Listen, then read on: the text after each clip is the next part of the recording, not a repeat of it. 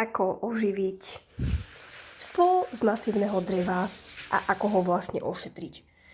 Najskôr si ho poriadne vyčistíme, nakoľko to sú aj detičky a podarilo sa aj trošku počmárať, ale to nevadí. Dáme si to pekne húbkou dole s nejakým saponátom kľudne, hej, tu máme tiež niečo, takže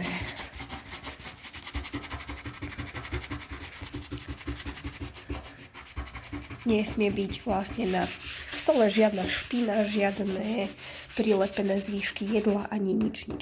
Takže pekne si to všetko dáme dole, takto. No.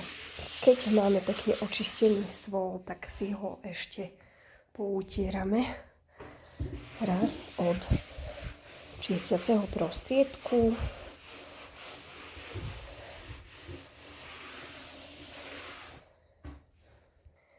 Necháme ho pár minút vyschnúť, musí byť úplne suchý. Takže zatiaľ, kým je ešte trošku vlhký, tak aspoň nejakých 10 minút počkáme. Stôl máme suchý a teraz si zoberieme panenský olivový olej. Trošku si tam nalejeme.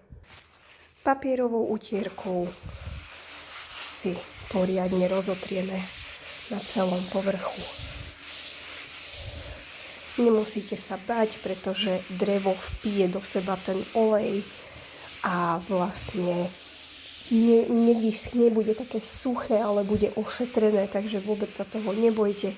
Keď sa vám zdá, že to vpilo veľmi rýchlo do seba a že proste ten olej tam ani ledva ostal na tom povrchu, kľudne tam ešte trošku nakvapkajte. Ono aj dosť veľa vlastne vpije aj tá utierka, takže akurát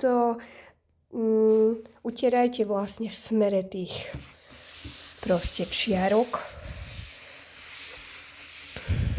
aby vám neostali čmuhy.